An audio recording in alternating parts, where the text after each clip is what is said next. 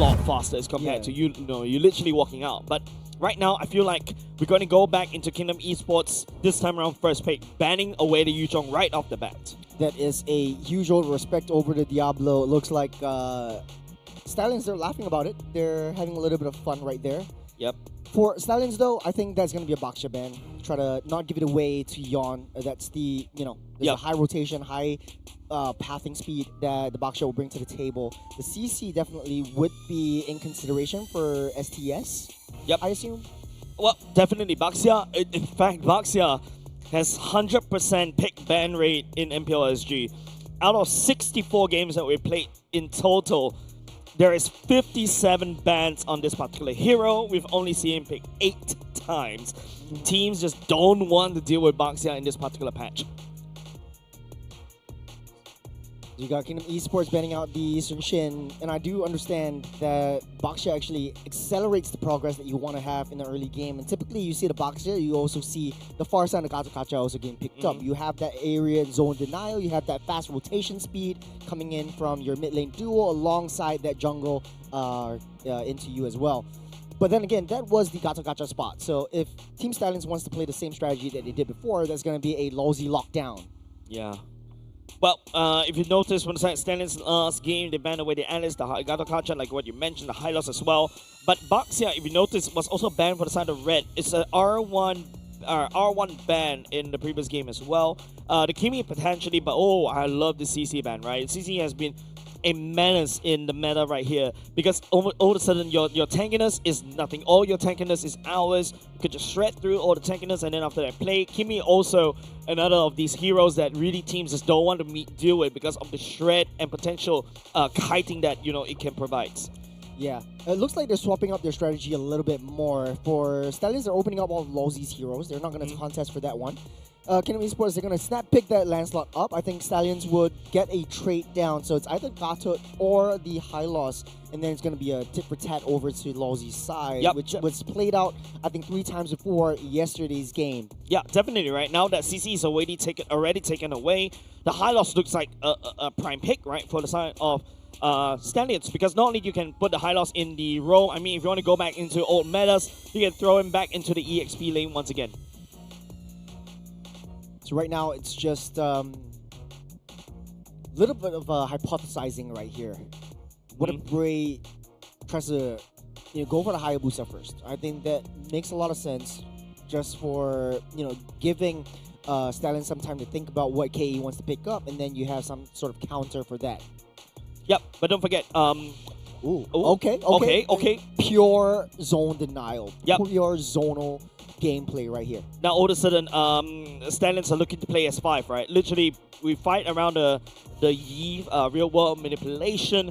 Yes, you got your iframes, and don't forget, Eve also does very well against teams that has a lot of tankiness, right? Because you build a glowing one, you can literally burn and melt through using your second skill or even your ultimate. Yeah, there seems to be sort of like a pattern right here. Usually when you're blue side, you pick up a lot of high bursty damage heroes with a lot of mobility and movement. So the far side getting picked up alongside the Grok. Before the side of STS, as long as you're in the red side, you're typically playing a defensive draft position where you're playing damage over time a little bit more, as well as zone potential. We've seen that in game number 1. We're seeing this in game number 2 right now. So what is left right here would be EXP, you have the jungle, you want to snap that up as well. I think Hayabusa works out well here. Yeah, just saying hi to an old friend right there. Oh, huge shout out to Garo the Youngin. Yeah, but now Stallions on the other hand, before going into the second phase ban, do they secure a hero for Bray right here, or do they go for gold lane and then after that start locking down on gold lane? Okay, seems like going to go for Renza, Grandeur as well. He's playing phenomenally in game number 1. We want to keep that. Hear me out. We throw back to MPL Season 1. That's a Granger in the jungle. No, I'm just kidding. Idea? I don't know whether I like it, but that's an idea. Then double fighter side lane. Oh, wow. No. You made me look old. You made me feel old. Oh, but actually though, I think that Kingdom Esports, if they pick up the Ruby right here, we've seen Grand with the Ruby a couple of times. It works out super well for them. Ruby would be very interesting for the side of Kingdom Esports, right? Yeah, because right now there's a lot of CCs allowing the far side to do, a ton of damage as well. The Grok to follow up with the Tectonic Charge. the Thorn Roads as well. Everybody is basically like, in that small like a little spot, just gonna output a lot of damage. And now for the side Stallions, right? They also have their own AoEs as well, right? They got to catch out AOG, the real world manipulation. Technically speaking, you've got the splash damage from the ultimate from the side of the Grandeur as well. So yeah, that's something that for the side of Stallions they can also abuse. Yeah, I have to agree with you. There's a lot of crowd controls and CCs from Kingdom Esports, so I think they want to mitigate that. The Guinevere now, the ban for Kingdom Esports side, interesting, makes sense now. Because then you don't have the Guinevere as a secondary setup. You don't have the AOG into the Violet Requiem and a Spatial Migration combo for the Stallions. And it's a hero that Bray is really comfortable with as well. Yep. Right now, taking away ban. Uranus also taken away. Uranus not really, is super annoying for especially stationary heroes such as the Eve. Don't really want the Uranus to just do a drive-by, slap it just a little bit, and all of a sudden the Eve needs to deactivate the real-world manipulation and get out of there. Yeah, Arla looks like a very good ban for the side of Stallions. You don't really have to play with a lot of dashes. I think Stallions are psyching up for a fast-moving hyper carry EXP lane, don't you think? I think maybe a Martis will be picked up right here. What, a Paquito as well? Maybe. I mean, it's a Diablo, so you never know. Like, that's the only player that you can never sort of like predict. Even though he's played. Even the Khalid gets taken away by the side of Kingdom Esports, right? So I think right here, Stallion will perhaps keep Diablo's hero all the way at the end, unless the Gacha switches over to the EXP. But now, okay, that's going to be a Hayabusa, exactly like how I predicted. Hayabusa also work wonders with the Shadow Kill. You'll be able to output some damage in the Feather Airstrike form, and also, duke around or potentially create a lot of space in the Quad Shadow, and also do quite a decent amount of split pushing as well. There's a lot of damage in the late game too, so we have a lot of late game insurance. You can always send the Hayabusa down to the side lanes to try to clear that waves up, and then just protect Renza from harm's way with a typical front to back or a zonal denial. You almost said protect the precedent right there, Churros. Yeah, it's just protect the precedent. Yeah. All right.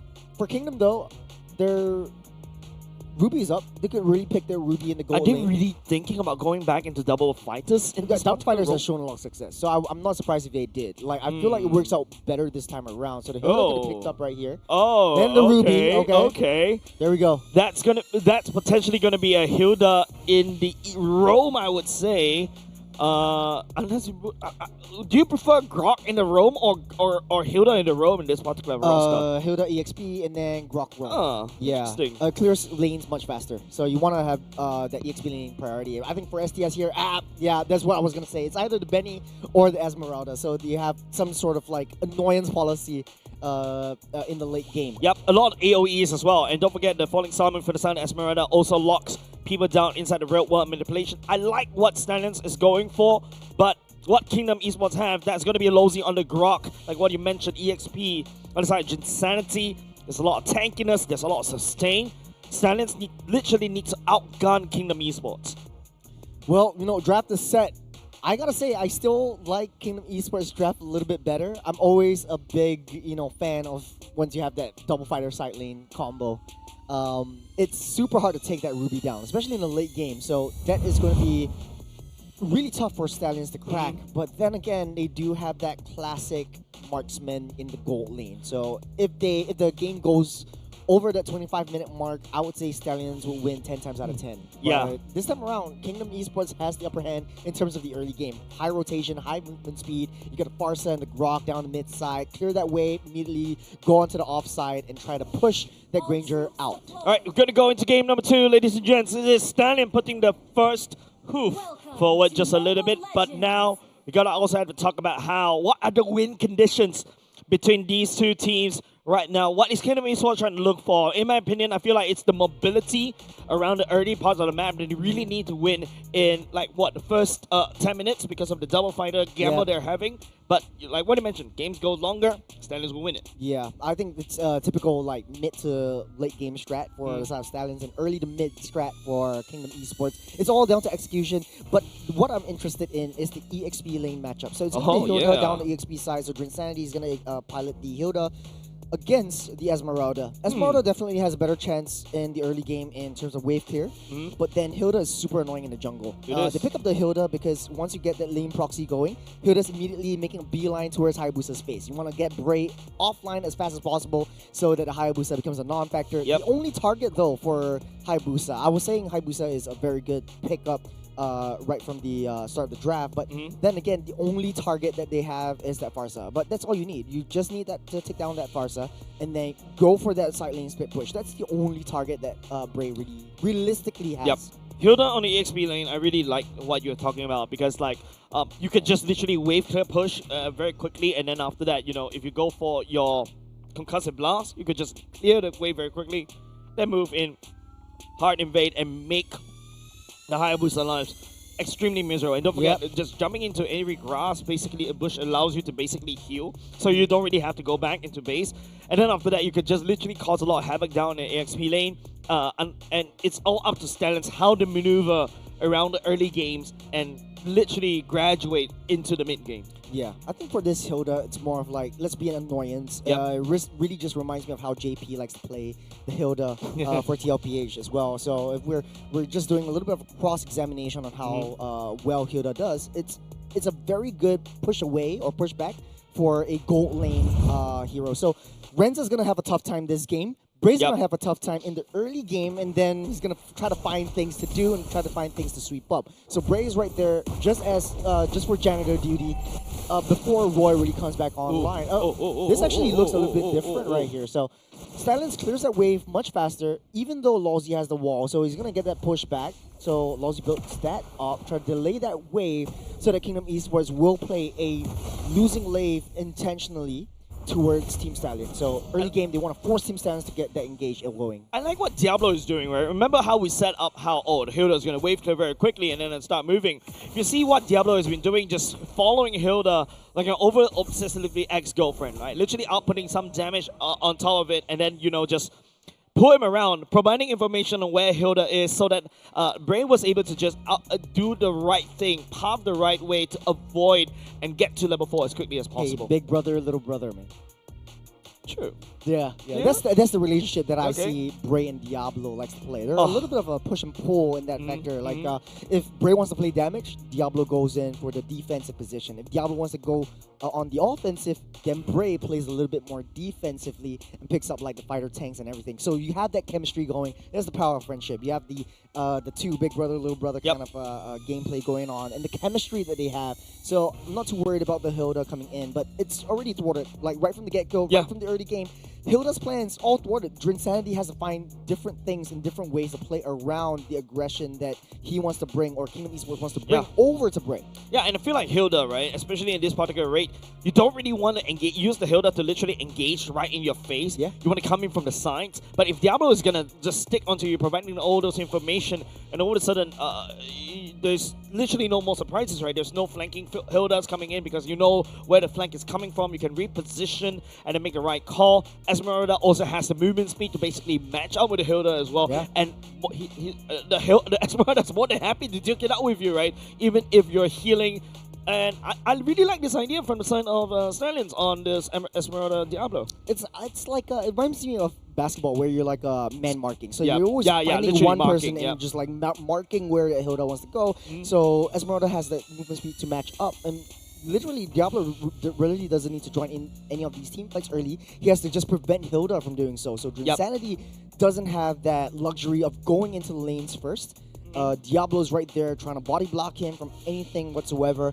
And so Drinsanity just really has to find things to do. And the best part is, right, now you force this team into a 4v4. Yeah. And now you've got an enemy marksman that could just chip damage away against you because of the range. So if Kingdom Esports were actually to use the same, play style as what we saw in game number 1, it doesn't work because Kingdom Esports, they like to hesitate in all these team fights. It's a typical front to back, but what we don't see every day is Team Stallions actually going on the aggressive into the jungles of Kingdom Esports, where you think that Kingdom Esports has a much more aggressive draft with double fighter side lanes. So what I'm concerned with is how the Granger actually holds up himself against the Ruby. Definitely going to struggle a little bit. Ruby's going to heal everything up. And typically when you play the Ruby, you hold on to the skill 1, take a lot of shots, heal everything back up with a full wave. And not only just that, right?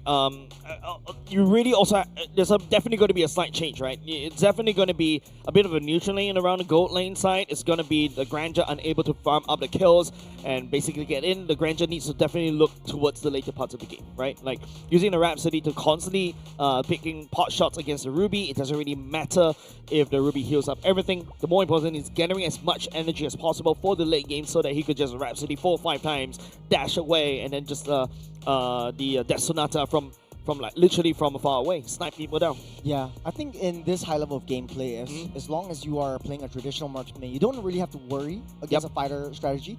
All you have to do is delay the fighter strategy in the early game so that they don't scale up to the late game. So it's very typical for the Stallions to play a little bit more held back because still, again, you have the flying cloud. So if anything goes south, like you have the flying cloud for a little bit more movement speed down to the lane to try to maximize your farming and then try to equalize the scoreline a little bit more. Yeah, and the flying cloud definitely going to be helpful for the side of Granger, right? Like just in case if he takes a bad trade, you could just easily use the flying cloud, get back into to lane and then move on. Don't forget you also got the Galakacha in the hands of Lucian Cutie, right? Could be almost anywhere around map. If you need him, he'll be there like a golden retriever boyfriend. AOG. Yep. Why are you laughing at that? What? No, what? It's just stuff that I shouldn't say on stream. I'm just kidding. Yeah, but yeah, I think Lucian Kitty does really well. I think you know what I was gonna say, but I held back. This time around. Hopefully things get sorted out so we jump in the game and yeah, please, production, please, save me out. Get me out. Save us. Yeah, but yeah, okay. I think for matter of fact, between the Hayabusa and the Lancelot gameplay, I think we're going down to lane by lane kind of matchups for every single side, right? And Hayabusa versus Lancelot. Lancelot's draft is typically like that War X versus War X and Brute Force breastplate kind of a build, but for Hayabusa it's immediately pure offense, so there's gonna be a bit more faster for Hayabusa to get his core item power spikes and go into the late game, that damage coming in. Yep. All right, you know what? So we've got a lot of theory crafting, right? We want to look at cold hard stats. And here are the cold hard stats. Let's take a look at the head-to-head between these two teams. Don't forget, Stallions, technically speaking, these stats, it seems like it's collected alongside with... Oh, no. This is actually slightly interesting, right? Like, these stats is definitely going to be skewed because Stallions came from the Challenger brackets. They did not play as much games compared to Kingdom Esports. However, if you take a look, even irregardless, you look at the average gold and average kills, right? Even though Stallions are the one that has lower average gold, they still have a decent amount of kills, decent amount of assists, and even a higher KDA, of course, because of how they've been able to maneuver around these team fights, right? It shows that the chemistry, the camaraderie, definitely look at assist, right? All eyes on Lucian Cutie, all eyes on Diablo to basically set things up. And that's why they banned away the Guinevere. To be honest, I think the stats really don't show the full story. I'd like to see the heroes and the gameplay to know how the players really react to each other. For Drinsanity, it's more of a setup kind of centric gameplay. For Diablo, it's more of a damn if you do, damn if I don't kind of situation where I want to go be a secondary damage dealer in the EXP lane. So I think that Drinsanity, being a single target Hilda setup, is really gonna bite him in the butt in the later stage of the game. Yeah. He likes to go in, he likes to get that big setups and try to get forward at a time, and then heal everything back up with those micro mechanics. But Diablo's gonna deny that because he's very microcentric. Technically and statistically speaking, I think Diablo would win out Drinsanity in a 1v1 down the EXP side, and they have to play towards that late game. Interesting thought, right? Look, you talk about Drinsanity, like those big setups. You're right. Like, you can also play as Uranus to be just annoying, goes around the map, absorbing all that damage. But if you look at his heroes, right, literally going for the Alice, going for the Arlot as well. You talk about liking big setups, and you cannot lie. There you go, big setups. You cannot lie.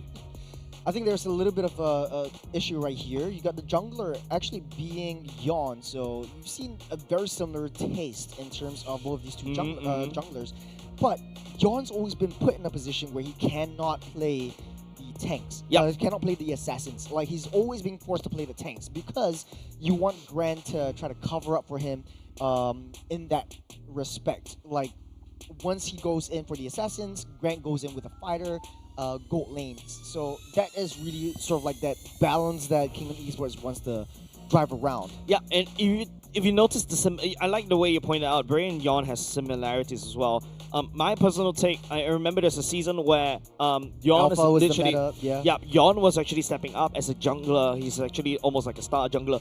He reminds me a lot about Bray, but Yon, unfortunately, in my opinion, has a lot of momentum issues when he wakes up on the good side, on the right side of the bed. He could be one of the best junglers in the middle of Singapore. But you want to talk about consistency, Bray has that consistency. Yeah. And of course, on top of his mental, he's like super strong, super solid. You throw his brain around, it hurts you as well because of the rock solid brain and mental as well. He's able to pull literally teams back from the brink of destruction. And yeah, definitely a lot more trust, I would say, goes into the hands of Bray. Yeah, making Bray- the right calls as well. Bray got the brains with a Y. Oh, Yes. I did not. Okay. Good job. Okay, but that being said, I think I agree with you 100%. I think consistency that Bray really brings to the table. He's not really phased by a lot of like these big competitions. And don't forget, like if you're in a professional tournament like this and you're playing in public, and typically the environment around you is really affecting how your actual play style is. And you could play like a very good game in community tournaments, and you're always coming up above each other. But then again, once it comes to the big stage, the pressure really gets to you. The expectation really gets to you. And Don't forget. So, Yon has been touted one of the best junglers, and when he made his debut in Season 5, a lot of the pro players were saying, man, Yon is in. We're very afraid of Yon. He's one of the best assassin junglers in this in Singapore, and we have to watch out for him. We have to take away his assassins and put him in a spot where he's uncomfortable, and he really shows that he is uncomfortable when you take his assassins away. Yeah, you talk about uncomfortable, right? Don't forget, this time around, it's a very different setup for both these two teams, right? Especially for the side of Kingdom Esports. They're playing literally in front of an audience. We are literally live in front of a few people right there. Look, luckily I don't have stage fright, but yeah, literally, right? This is basically a switch in terms of their the environment, and you can see a lot more pressure onto these teams. Hopefully they're able to step up just a little bit better, and some people literally can perform better in front of an audience. Yeah, I do have to agree with you, and I think it's just experience that Bray really has in the international stage. And don't forget, this match is the elimination match from both sides. But hey, we're gonna be taking a very short break. And it's just gonna be a technical issue that we want to solve. So don't go anywhere. We'll be right back. We'll see you soon. Yeah, I need a new one. Let's go get it from the IT booth. Yep. Yeah. All right, we'll see you after this. See you.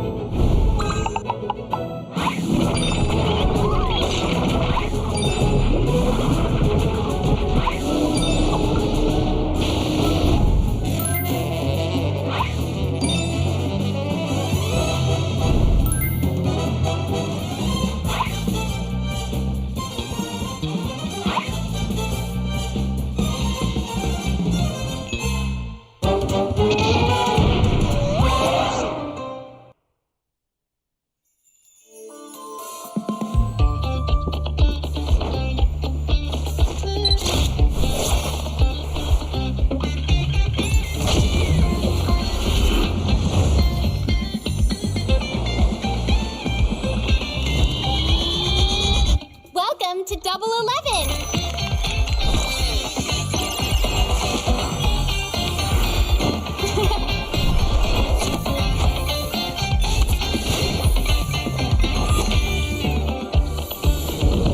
Amazing prices, amazing styles.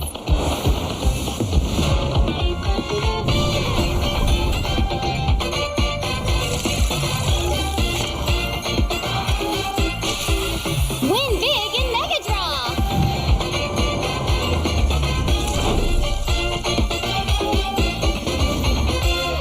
Lowest prices, incredible benefits.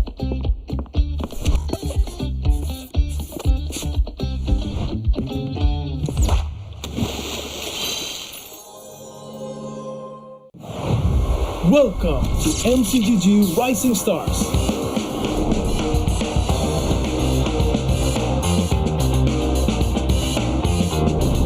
September 12th to October 19th, take part in the regional contest, open to all players. Step up and prove your strength. Division finals will run from October 24 to November 2. The top 16 players in each division may advance to the next stage of MRS. Check your in-game mail for information.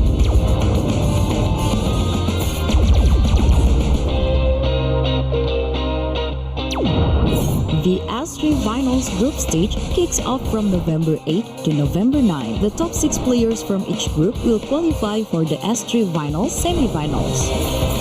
The semi-finals will be held on November 15. The highly anticipated grand final arrives on November 16. The champion will earn a direct qualification for the first MCDG World Championship. The battle is on and the world is watching.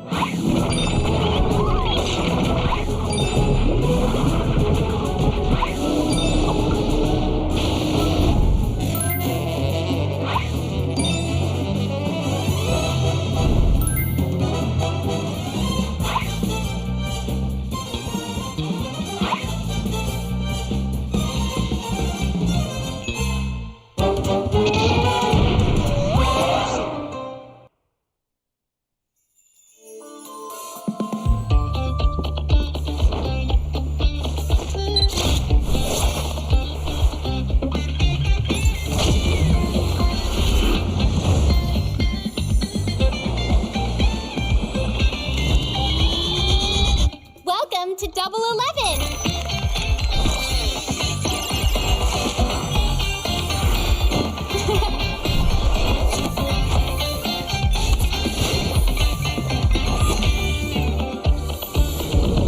Amazing prices, amazing styles.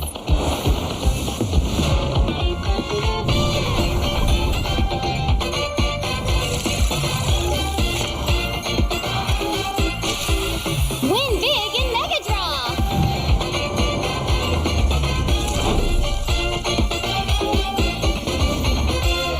Lowest prices, incredible benefits.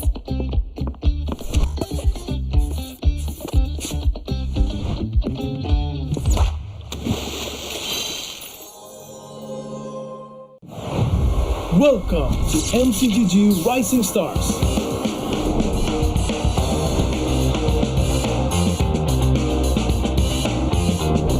From September 12th to October 19th, take part in the regional contest, open to all players. Step up and prove your strength. Division finals will run from October 24 to November 2. The top 16 players in each division may advance to the next stage of MRS. Check your in-game mail for information.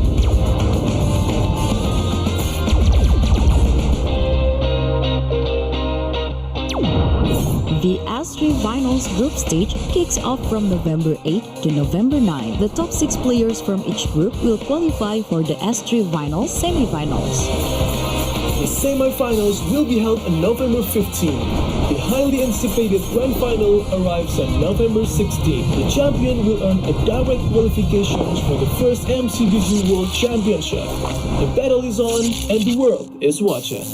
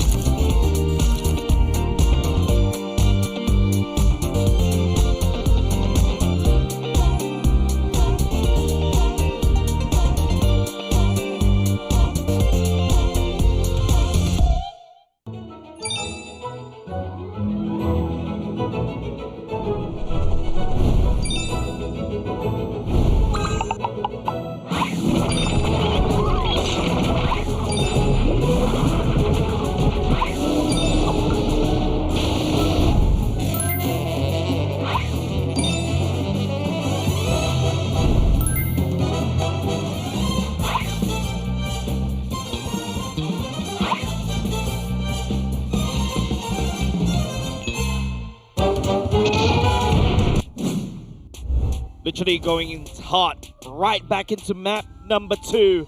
Team Stallions earning that map number 1 earlier just now. Of course, we talked about, earlier just now how there's a lot more pressure for the side Kingdom Esports to make the first move, but it seems like their early games plans are literally thwarted, Churros. Yeah, they're starting things off with the turtle. Diablo taking a lot of damage. That's a better airstrike coming in. Real one manipulation from the side of Roy as well. Lucian Cutie will be able to land the taunt onto FMM. Oh, FMM down low just a little bit more. Revitalize already popped. Lucian Cutie be out first blood already for the side of his team. And Stallions as well. Kingdom Esports now focuses onto the turtle, and they will be able to take it. That's 2 down already from the get-go. You have to pull back. I'm offended with AOG coming in. No, it's cancelled though. Nice flicker from the side of Grant right there, but Roy is still in a spot of trouble right there. Grant is more than happy to pick up that fight right there. Bray will be stepping in. That's a trade for the side Team Stallions once again. A bit of a trade back and forth, but I personally feel it's Team Stallions picking up the win right there. Yeah, they've got the turtle as well. 1.7k gold up ahead. And we're jumping back in, immediately going into a clash for both sides. Yeah. It just really shows like, okay, we have Kingdom Esports having a little bit more rotation with that Ruby. But look at the top side. Rensa's just slowly feeding his farm. Already the gold plating on the turrets already taken down low. And coming in with the turtles as well, even though Kingdom Esports needs to pull an extra member, you have already the damage coming in from the Gato Coucher, soaking in that damage and redistributing that damage on to FMM. FMM, speaking of which, also falls. Oh, again. Nice snipe coming out for the side Stallions right there. The mid lane losing. Remember, the reason why Kingdom Esports went for that Ruby gold lane is so that you can basically start rotating, start fight 5v5 or 5v4, because the marksmen usually don't want to leave their lane earlier on. So take a look at the items. Yeah, taking a look at the itemizations, nothing really seems out of the ordinary, but you got a Hunter Strike already built up by Rensa. Massive. So massive gold lead from the gold laner of Team Stallions, and that is going to skyrocket their... Mid-lane. Once again, it's going to be a bit of a gang from the side of Yon already. We're talking about Hunter Strike. There you go. Bray already secure his own as well. And that's the difference between the two metas, right? The gold lane marksman versus the fighter marksman. Yeah. Sorry, fighter gold lane. But hold on a second. For the airstrike, we'll be able to find Roy right there this time round. Kingdom Esports clawing back trade after trade, but it's still too slow, in my opinion, against Team Stallions. I think you also have the rotations coming in from Drinsanity, so he's ditching his bottom side. You have Diablo already coming up top as well. You have Drinsanity already waiting in the brush. Lucian Cutie, a little bit of reconnaissance down on the turtle pit, starting things off. Okay. Trying to pull that turtle aside and try to put it together into Stallions' zone. Yeah, Diablo tag onto FMM. FMM forced the wing by wing. Drinsanity tried to drag the members from the side of Stallions away from the turtle pit. The real wall manipulation will be there. Sniping now, letting up fire onto Drinsanity. And now Lucian Cutie stepping forward just a little bit. And Yon tries to go for the puncture. Will not be able to land the Phantom execution onto Rensa. Rensa letting up fire as well. FMM will do the same. The Phantom airstrike sniping down onto Diablo. Raining hell onto Team Stallions. And once again, it is going to be another trade between these two teams. It's a 1-on-1, 1-for-1 for both sides. Diablo and Drinsanity fall, so both EXP laners won't be in the question. In the picture, though, Team Stallions picking up another turtle to their name without any contest from Kingdom Esports. Yon was in position. He doesn't have the retribution. That's why he can't fight. So he's going to be pushing down the bottom side. So.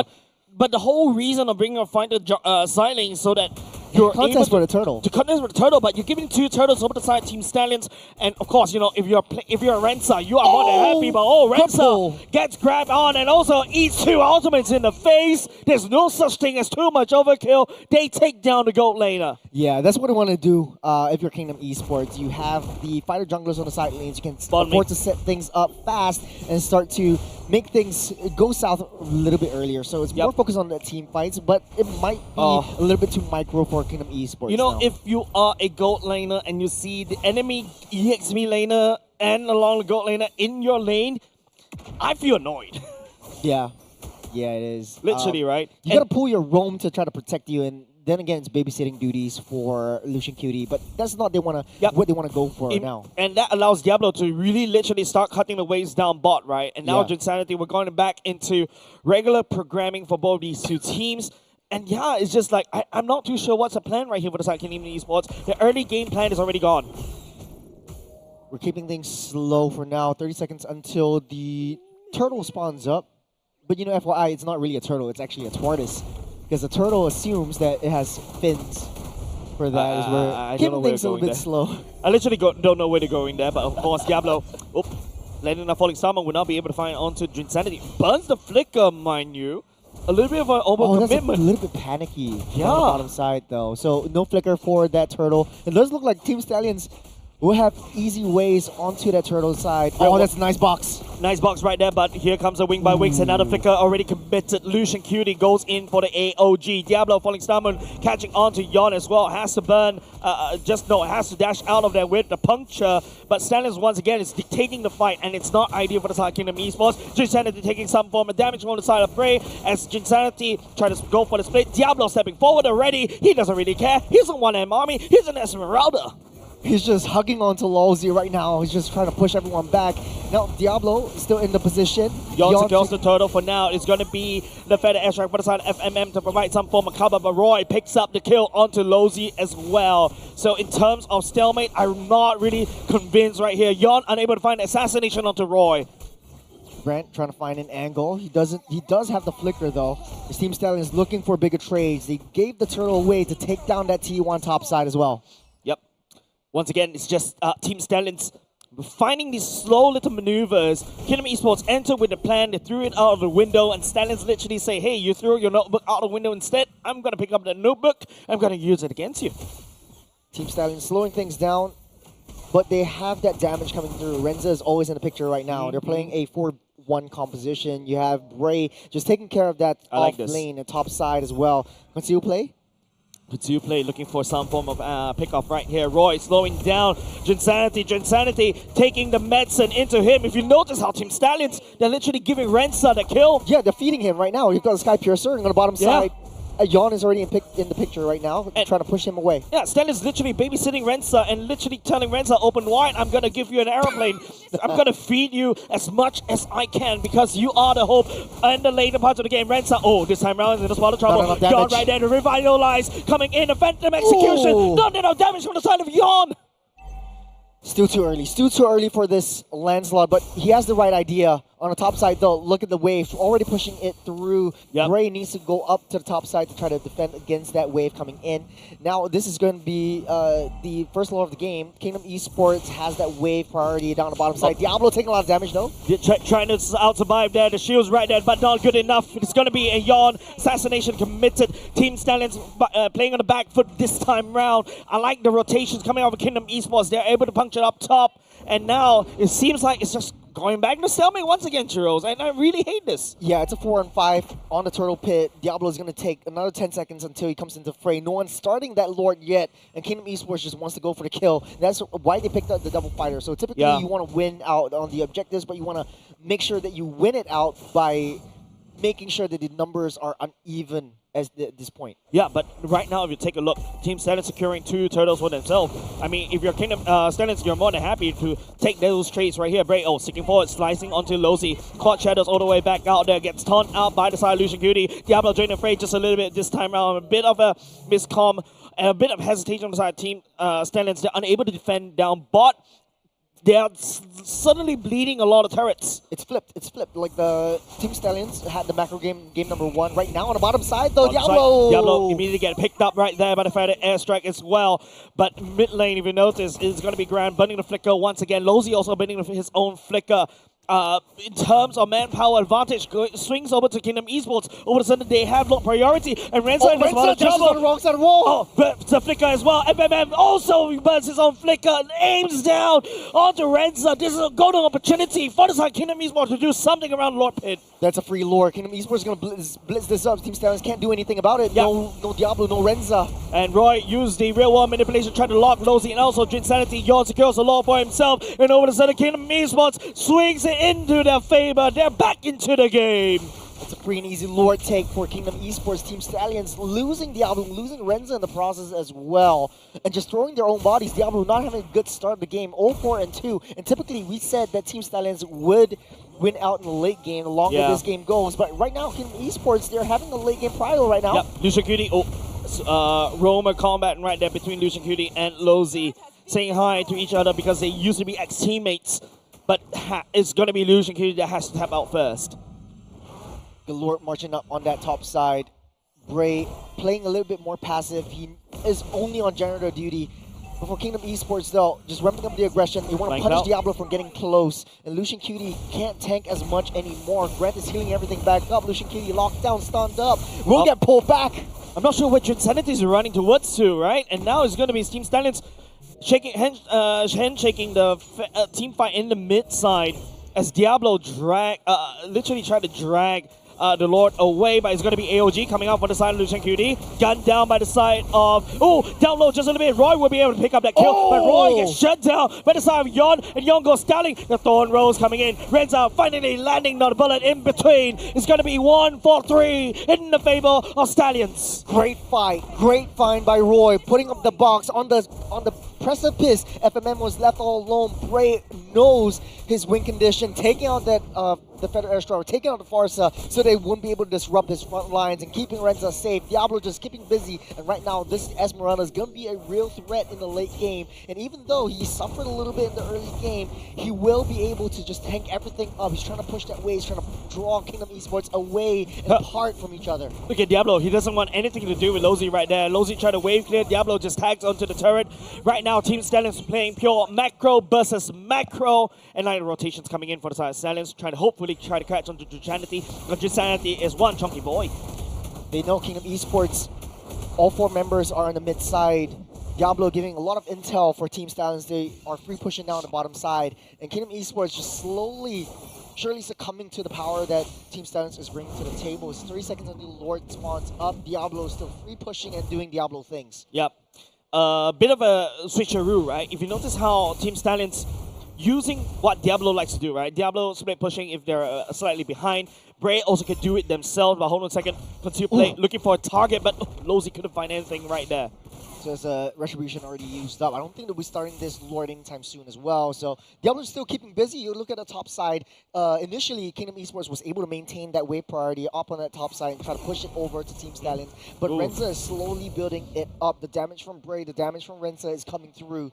The only threat that Team Stallions has right now is basically Grant. Once Grant comes through with the I'm offended, basically they can't run away. They do have only one Purify onto Diablo, but then again, you have the wave already being sided on by Diablo on the top side. It seems like, Kingdom Esports, they're looking at Diablo this time around. Try to buy some more time, just a little bit. Fed Airstrike also committed to Fed Execution as well. Why not, right? But now, 2 big ultimates gone by the side of Kingdom Esports. Team Stallion, what is the play? It's a lot of damage right now. It's a 4-on-5. Diablo 30 seconds on the clock. Kingdom Esports trying to zone everyone out. Initially, they can blitz this, but they are not underestimating how Team Stallions wants to play this. They need to be able to siege out where Renza is, and it's all up to Grant.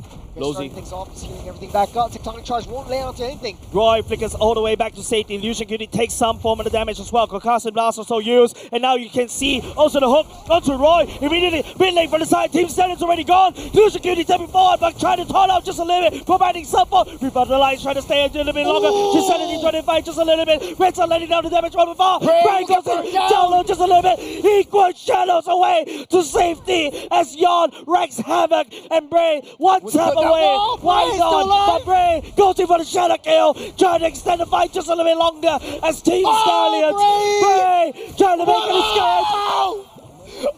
Almost, it's not enough, but Bray bought so much time for Diablo to come online, but looks like they're going to give this Lord up. High speed police chase right there around the top lane, trying to buy time for his own team to no avail, but it is a crazy time bought by the side Stallions for now, but to what avail? You got 10 seconds on the clock before the Lord actually spawns up once again. Really?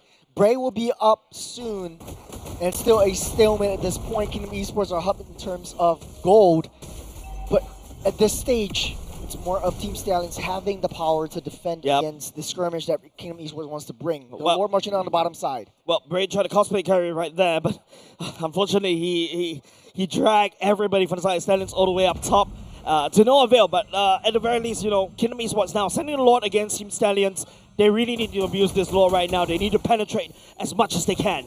Diablo trying to buy time, trying to pull them away from the mid side, but the Lord still marching up. FMM. Diablo will get collapsed on by 4. Stepping forward just a little bit more. The focus from the side, Kingdom Esports all the way up top. Oh, Roy! The Phantom execution executes Roy. And now all of a sudden, there's not a lot of defenses for the side. Stallions and the Lord already stepping forward, inching closer to the base of Stallions. Great, waiting for the right target. Yawn seeks him out. Yawn where where Spray is. Nice hook right there. Diablo trying to buy some time, but the Lord is already focusing on to the core of Stallions right now. Kingdom Esports more than happy to handshake the fight. The Phantom airstrike coming in, but it doesn't really matter because Diablo stepping forward just a little bit more. Yawn also trying to up the damage, but will not be able to find Lorenza. There's a shutdown by the side Stallions, but it is going to be Kingdom Esports walking away with destruction on the side of Team Stallions. But Bray, the flying cloud, by the side Bray, will be able to find assassination. The damage dealer from the side Kingdom Esports gone. They can cycle though. Here comes Roy. Renza will want to take. He's out for blood. He was taking Insanity down. Oh, this is so close. By Renza picking up a killing spree as well. Another stack onto the Sky Piercer stacks. The scales has tipped again. Team Stallions now has the upper hand. But this is just a defense. The Kingdom Esports was way too aggressive. Yawn went way too deep into the throne. I think he just wants to take Renza out, but it's way too defensive. Not enough. There's not a lot of pushing power for the side Kingdom Esports, right? They don't really have a marksman to be able to end the game right there. King Stallions, wonderful defense, by the way. And don't forget, Diablo just literally the falling summon to stick everybody around there. Roy losing this life earlier just now was a mistake, I would say. But Stallions was able to recover from that.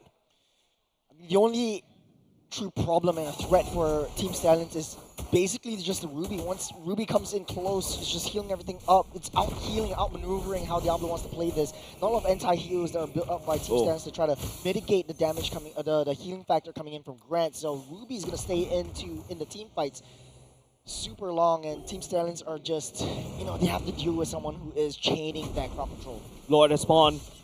Feather airstrike already used by the side of FMM to wave clear earlier just now. It will be back in just a moment. Stallions, on the other hand, they've got 2 open lanes that they need to defend against. Insanity could always... Ooh, that's a lot of damage from the side of Yon onto Lucian Goody as well.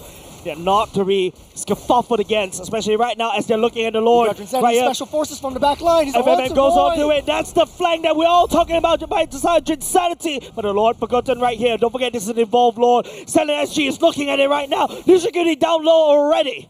Lord gets a reset though. Insanity just disrupting how Roy wants to play this. All the ultimates still up though. Their airstrike will come in the next couple of seconds. He's more than happy. He has a lot of ammunition right there. He's ready to strike. Diablo try to buy some time just a little bit more. Try to push FMM wing by wings. Already committed by the side of Kingdom Esports. Stallion will be able to try to wrestle the Lord priority away. Yon goes into Thorn Rolls right here. Sees Grant as well. But the members from the side of Kingdom Esports. It's a back wave on the top side. Roy's already over there on side wave duties. That's right. That's crucially key. Insanity, Special Forces, he's on a mission. He wants to take Renza down. He's pushing Renza back. Not only just that, Bray is unable to step over to the Lord pit right now. Down low just a little bit. Yon secures the Lord for himself. And that's going to be pushing power in the favor of Kingdom Esports. Yon doesn't really have a lot of damage right now, but Team Stallions has to maintain that wave priority up on that top side. Kingdom Esports once again secures the Lord for themselves. There's 3 Lords taken away from the hands of the Stallions. Kingdom Esports, that's a wonderful juggle right there. Keeping Team Stallions as busy as possible. Their hands are literally filled with a lot of things to do as Kingdom Esports snipes that Lord into their own hands. Wonderfully executed by Kingdom Esports. Good play from Drinsanity just to find a nice path where Renza wasn't really expecting that as well. Diablo has a back off already. Kingdom Esports then, he's putting out some damage onto Renza. The Phantom execution coming up from Yon as well. But he's going to take some more damage as FMM destroys the mid lane. Bray goes in. AOG onto 3. Members on the side. Kingdom Esports as Team Stallions. Ren just is free hitting. Onto the damage. And Roy free hitting. Renza also free hitting against Kingdom Esports. There's one down. 1-to-1, Team Stallions are able to cycle this. They just need to maintain this Lord or get rid of this Lord before pushing through. Kingdom Esports getting that reset. We're back to square one, ladies and gentlemen. This is the reason why I don't like the fight of meta. There's not enough pushing power to be able to just find the nail in the coffin. Team Stallions are allowed to scale again. Yeah. Like we said, the later this game goes, Team Stallions has a lot of damage. Renza slowly building up those stacks. And on top of that, he has the power, he has the firepower, and he has the stacks from his passive as well. So he's just free hitting from that back. No one from Kingdom Esports was able to attend to this Granger and is just slowly hitting. Right now, it's just, Team Stallions once again backs against the wall, but beasts, when they're back against the wall, they're the fiercest. They snap back harder against Kingdom Esports. But on the other hand, Kingdom Esports, they've got tons of defenses that Team Stallions need to literally pummel through in order to take this game. Slowing things down. 30 seconds on the clock. Kingdom Esports are stacking themselves up. Bray trying to maintain wave priority. Drinsanity trying to keep Bray busy. But here comes Renza trying to block that entrance onto their jungler. Coach had already used right here. Yon just inching for a flank.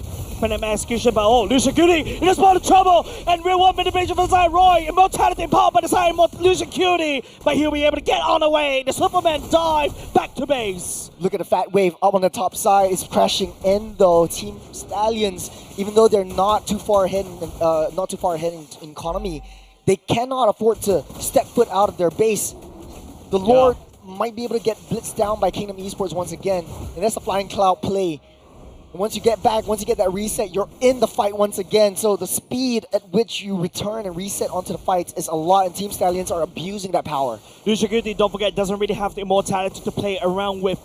Team Stallions, they're literally tempting fate right here. They're using that, but hold on a second, they're opening themselves up. Oh, the special forces on the backside, they see Bray. They see Bray. Court Shadows all the way out there, and now it's going to be Red Sun getting down, but it's going to be real one manipulation from the side of Stallions trying to slow down just a little bit. Red Sun down low, and the mortality pop by Bray stepping down onto Yon as the members of Yon's out as well. Esports, they're stepping forward. They just need to get that reset. They need to maintain, get that wave out of the bottom side. Diablo keeping 4 busy. Team Stallions, Renza's down 51 seconds. Same as Yon though. He's risked everything. He sacrificed his life just to take the marksman down. Now Team Stallions has the upper hand if they want to blitz this Lord. But the waves are starting to crash in. They don't really have the damage to basically defend. And now Kingdom Esports trying to go for the end right here. They're unable to find anything because Stallions is just keeping them super busy. It's a tricky situation. Back to square one once again. Lucian Cutie needs to find intel on where everyone is. And right now we know how Kingdom Esports likes to play. Lawsy likes to go over from that backside. He likes to take that scenic route and try to sandwich Renza from the back. But Renza just needs to play it a little bit more safer, try to get his teammates to open up that map, give him intel before any big strikes like that happen again. Yon coming back up in 5 seconds. Yeah, I've seen men on the wire before, but haven't seen horses on the wire because Stallions right there. This is a very delicate balancing act. They're able to buy time for Renza to come back online while we have to take a look at the Lord Dance coming up soon. Got that bottom side already pushing in. Stallions has to find a way again to mitigate that action. Unable to find anything though. That's concealed play wasted. But allows Losi to step forward to basically push Stallions away from the Lord Pit. But you got special forces though. You have Lawsy and Drinsanity constantly trying to find where Renza is. Lucian Cutie giving a little bit of intel. Drinsanity wave clearing down bot is keeping Stallions super busy. I don't think Stallions will be able to step onto the Lord unless Bray commits a steal. FMM not showing himself at all. Wave already crashing in. Kingdom Esports, they see where Bray is. Yep. They want to start this fight. They want to sound the alarm. They want to sound the horn. Diablo gets trapped between a rock and a hard place. But it doesn't really matter. He's going to step forward just a little bit. AOG letting on. Real one manipulation with the artillery strike. Drinsanity keeping Renza and also Bray busy. But it's going to be... Grant goes down. Roy down low. Burns though with the crown as well. Flicker already committed. Grant stepping forward as well. Down low. Renza snapping down Grant in between his eyes. And Bray stepping forward onto Drinsanity. It's 1-1. Drinsanity falls as well, but here comes Yon. Will not be able to find it. Red Sun picking up that kill by FMM. The base! Opening up the base. Opening up opportunity. Can Bray do anything here though? He's trying to clear that wave. Okay, the wave is cleared.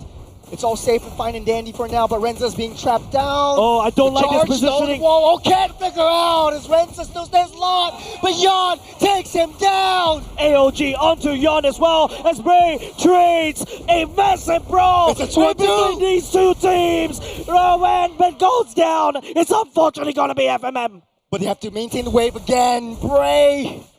Oh, we're back to square one once again. 20 kills to 19 as both teams are still on even ground. I talk about the man on the wire. The horse is still standing on the wire. Kingdom Esports unable to find a dent. They poured everything into that fight. Stallions still hold on strong, but it is still not good enough for the side of Stallions Esports. They need more. Stallions needs to fix the waves that are crashing through. Kingdom Esports, they are so strong together and they're smart. Lawsy always finding the back entrance Perfect. onto Renza. And once Renza goes down, that's it. Not a lot of damage from Stallions SG, but they're underestimating how Bray likes to play this game. And he's down for the late game. He has that damage. He has the clear. Lord, once again, still a little bit bored right there. Oh, good iframes. Going in, has to burn that shadow kill for the side of Bray, just to try to get out there. Losey, man, Losey. Going for the charge though. Oh, that's land down the wall just a little bit. Try to slap. Lucia Cutie is joining in. This is not ideal for the side. Kingdom Esports, no! And still in energy. Finds onto Losey. Diablo stepping forward confidently against Grant. It's 4 and 5. Team Stallions can risk it all. They can go for the Lord now. They're trying to fix that mid-side wave. So Renza's trying to push that wave down. Once that goes through, Team Stallions can blitz this Lord down. Team Stallions literally picking Kingdom Esports off bit by bit. It's not going in the favor for the side Kingdom Esports though. No engage for the side Kingdom Esports. Now they are hesitating around the river right now. No more AoE. Team Stallions are up ahead. They can do this though. They want to. They need to find Grant though. Grant's a huge threat. Still have the Ruby. 41 seconds until Lord Lawsy comes back out. Diablo fixing the waves down bot as well. Dream Sanity doing the same. And now this is not in the favor for the side Kingdom Esports though. Team Stallions right here. Don't forget, Lucia Cutie can join the fight anytime moment with a wonderfully landing AOG. Bray really getting that reset. Yawn's already out. Lawsy just 20 seconds until he comes online once again. Kingdom Look at that Esports. mid-wave though. Buying Be able some to get time. pushed in. Kingdom Esports buying some time right there. But now Team Stallions need to try to rush down the Lord. But they have to forfeit it like what he They mentioned have in to mid lane. fix the wave. Oh, They see where Renza is once again. They're starting things out. They're blitzing this over. call the plumber because Team Stallions base is leaking. It's making about leaking. Bray leaking down the damage. Oh, The Bray! airstrike. Bray. The same was telling you all locked down. Unfortunately, Yawn! Yawn assassinating the jungler for the side Team Stallions. Renza's next on chopping block. That's the Wind of Nature, but it's no use. He doesn't have the flicker out. So Yawn using the puncture already, and now Losey landing down the damage on the Renza. Team Stallions, they trip, they fall off the wire. The timing was just impeccable. It's That's Kingdom Esports. They respond and equalize the 1-1 scoreline. This is still the second game, Jace. We are in a wonderful series right here. These two teams will not go down without a fight, ladies and gents. And this is just the lower bracket semifinals. Expect nothing less from these two once known teammates and right now rivals. You got Lawsy and the rest of the boys. And remember, in the first week, we talked about the Lawsy effect. If Lawsy's in your team, you most definitely always almost win the championship. Man, we talk about a fortune cat already. But yeah, like these two teams, Team Stallions, I don't know what happened. They were able to hold on for that long in the game. Renza literally playing out of his mind, trying to hold out just a little bit. Kingdom Esports, the Losey plays, the Losey flags, it's just keeping them in the game and make it so much easier for them to output the damage using Yawn. Yeah. At the end of the day, though, it's just the Kingdom Esports Special Forces approach. Yeah, man. You send Drinsandy, you send Lawsy just to sandwich Renza and get the Granger out. But whenever they do that, they realize that, hey, actually, it doesn't really make a lot of sense. Like, even if Granger's out, we don't really have a lot of this is not a win condition. We need to take Ray down. Charles, they're literally playing this game, like they're playing this map like dangerous grass. Otis in the grass can speak, and Losey is there to speak, but the MVP goes over to the Lancelot, goes over to Yawn. Critical in finding those assassinations onto Renza, creating so much space, and then after that, outputting damage. We start this entire series talking about Yawn being comfortable on the assassins, whether put he him on his assassins, and whether he can perform. Whether he can perform as well, because don't forget, this boy, momentum-driven player, when he's on a roll, hero roll, harder than any of the junglers from the side of Singapore. He's also very patient, held back. The way he targets the priority hero on the opponent's side is just immaculate. Yeah, and man, this is just what a series that we have, ladies and gents. This is just the first series of the game day. We went to 29 minutes. Only just now, it's already 26 minutes. Yeah, I think we hit the 30-minute mark. And as this game goes, both these two teams, they're learning, they're studying, they're analyzing each other even more. And for Team Stallions, though, coming in from the community tournament and into the big stage once again, their experience really shows like, hey, they've been in this position before, and this is the expectations that Kingdom Esports has got onto themselves by pro players, old and new. They've all feared Kingdom Esports, and the entirety of their roster, Yawn really shows a lot of maturity over the past couple of seasons. Taking a look at itemizations, it really just doesn't tell the whole story, except Really? for, you know, how Diablo plays this game. I feel like right now the items that you're seeing is probably like recycled over and over again because Yeah, it's just bought and sold. we're going to like almost half an hour of a game in MLBB terms, and that's a long time, right? Like literally, there's so many things that happen, and if you notice how Team Stallions are able to hold on the line as much as possible, and now what I want to see is Kingdom Esports doing this again in game number 3, where Kingdom Esports are able to use Lozi's aggression to buy time for the rest of the team to output the damage. This day of the game, I think it all boils down to the draft, right? I feel like there would have been much better heroes that Diablo is more comfortable with. I think Esmeralda can't soak up all that damage that Kingdom Esports is dishing out. And to add fuel to the fire, I think Kingdom Esports played it beautifully, very intelligently, especially from Lawsy. He knows who his target is. Yep. He knows where and how to sacrifice himself. And this game really shows, like, if you have a double fighter side lane, you don't really need a main damage dealer in the form of a marksman to be able to do big damage, do big things.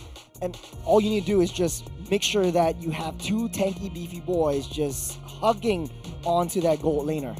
Yeah, I think there's a period of time with Kingdom Esports around the later parts of the game, they're struggling to end the game, but you know, literally Kingdom Esports winning this game through a sheer determination, sheer willpower, and sheer tankiness.